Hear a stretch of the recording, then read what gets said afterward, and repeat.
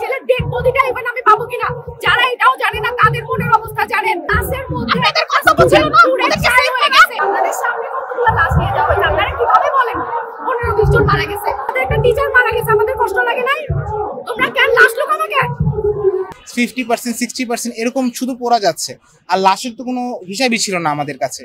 আমরা সেটা দেখেছি, স্বজনদের আহাজারি, এই পরিমাণ সংখ্যা প্রশাসন আমাদেরকে জানাচ্ছে যে এই নিহত হয়েছে এবং এই পরিমাণ আহত হয়েছে, তার সাথে বাস্তবতার অনেকাংশেই আপনার মিলছে না।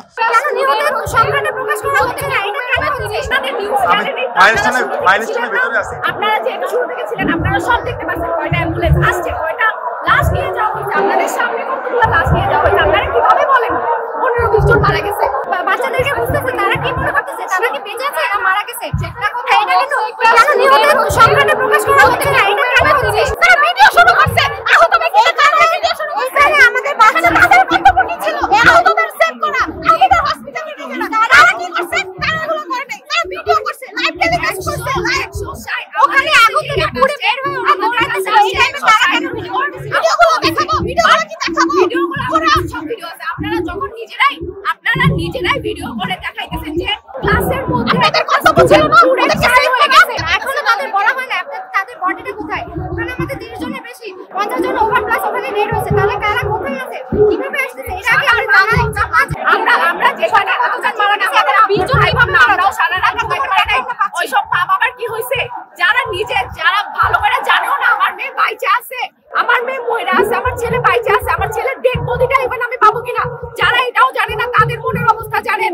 আমাদের একটা স্যার, তার মেয়ে মারা গেছে, জানাজা দিয়ে আসছে, এটা কত বড় কষ্টের কাহিনী। সে মেয়ে হওয়ার পর সে মিষ্টি খাওয়াইছিল, পুরো ডিপার্টমেন্টকে নিয়ে মিষ্টি খাওয়াইছিল, তার মেয়ে মারা গেছে, তার কষ্ট লাগে না? আমাদের একটা টিচার মারা গেছে, আমাদের কষ্ট লাগে নাই? তোমরা কেন লাশ লুকানো কেন? আসলে গতকালকে যখন প্লেনটা ক্র্যাশ হয় তখন আমরা উত্তরাতেই ছিলাম, আমাদের ক্লাস ছিল।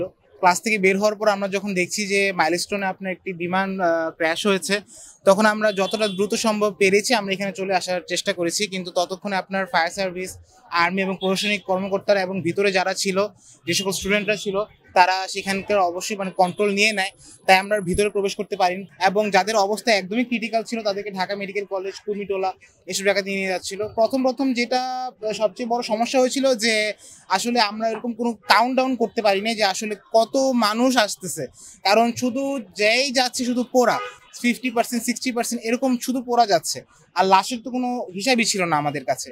কিন্তু যেটা আমরা জানতে পেরেছি, আমি গতকালকে প্রায় রাত 10টা পর্যন্ত আমি উত্তর আধুনিক মেডিকেল কলেজের সামনে সেখানে ভলেন্টিয়ারি করেছি, কিন্তু সেখানে থেকে দেখেছি যে সেখানে অবশ্যই যে পরিমাণ সংখ্যা প্রশাসন আমাদেরকে জানাচ্ছে যে এই পরিমাণ নিহত হয়েছে এবং এই পরিমাণ আহত হয়েছে, তার সাথে বাস্তবতার অনেকাংশেই আপনার মিলছে না।